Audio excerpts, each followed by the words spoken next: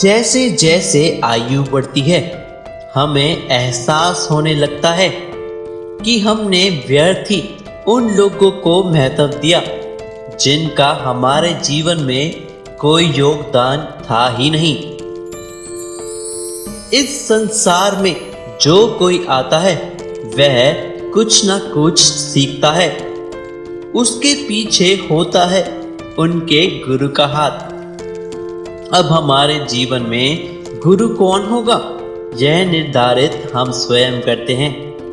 गुरु कोई भी हो सकता है, माता पिता, दोस्त, भाई या फिर गुरुकुल में सिखाने वाले गुरु।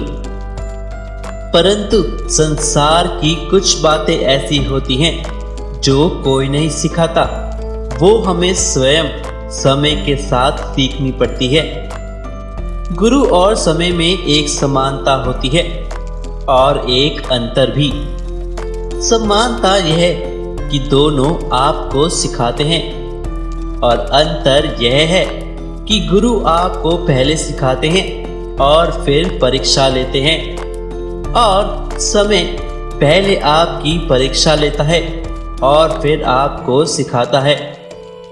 सीख कर परीक्षा देना और परीक्षा देकर सीखना, दोनों में बहुत अंतर है।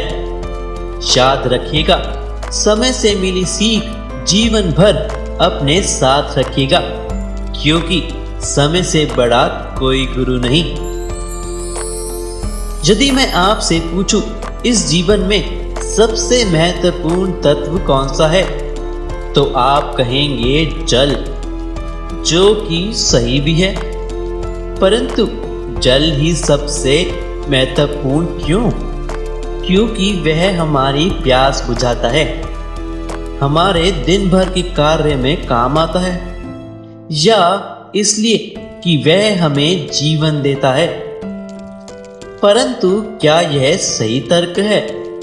नहीं, परंतु इसके पीछे एक भाव है, जल की प्रकृति।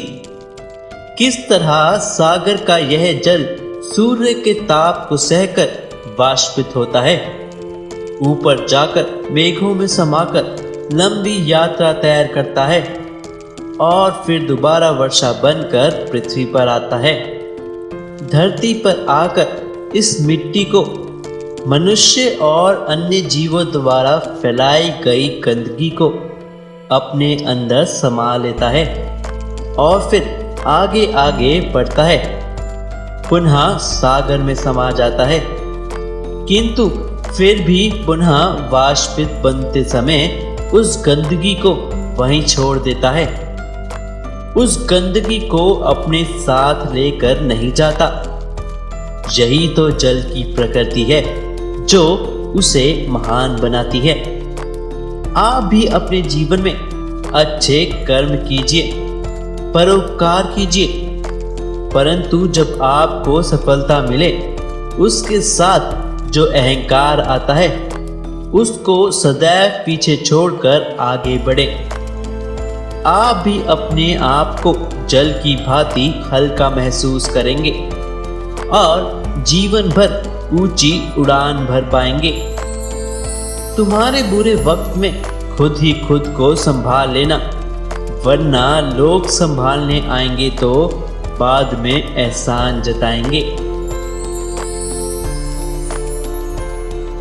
ईश्वर यह नहीं देखता कि आप क्या लाए हो, ईश्वर यह देखते हैं कि आप किस मन से आए हो। प्यार में ताकत होती है दुनिया को झुकाने की, वरना क्या आवश्यकता थी श्री राम को झूठे बेर खाने की।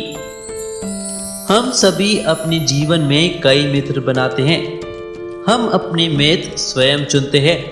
हमारे जीवन में मित्रता बड़ी महत्वपूर्ण होती है। हम सभी उसको अपना सबसे अच्छा मित्र मानते हैं, जिसके साथ रहकर हमें आनंद की प्राप्ति होती है। परंतु क्या मित्रता का अर्थ केवल इतना ही है? मित्रता होनी चाहिए जल और दूध की तरह, जो एक साथ सदा मिल जाते हैं।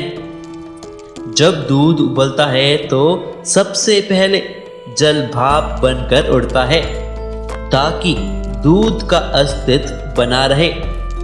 परंतु जब यह मिश्रण उफनता है तब दूध पात्र से पहले गिरता है ताकि वह जल को बचा सके।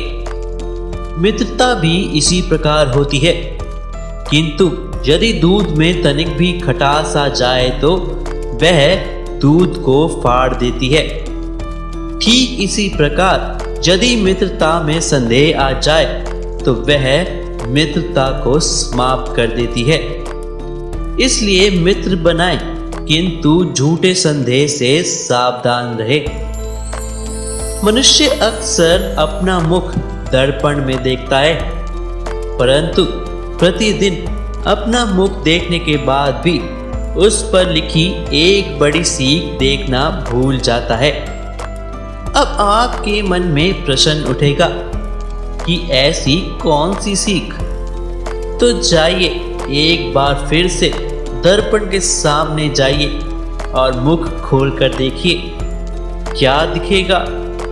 दांत और जीभ। अब विचार कीजिए, दांत जन्म के बाद आते हैं, एक नहीं 2 बार आते हैं, परंतु मृत्यु से पूर्व नष्ट हो जाते हैं और जीभ का जन्म पहले से ही होता है, परंतु मनुष्य के मृत्यु के बाद भी उसका अस्तित्व रहता है।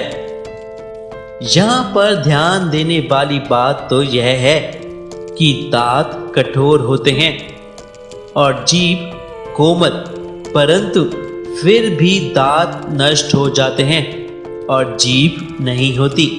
क्यों? सोचा है आपने?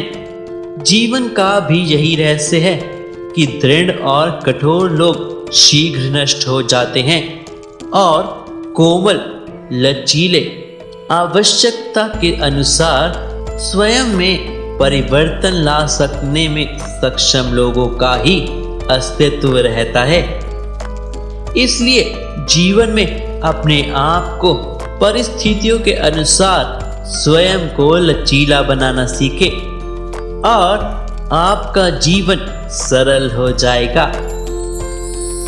दोस्तों, इस वीडियो में इतना ही। वीडियो को अंत तक देखने के लिए धन्यवाद। कमेंट बॉक्स में लिखना ना भूलिएगा। राधे राधे।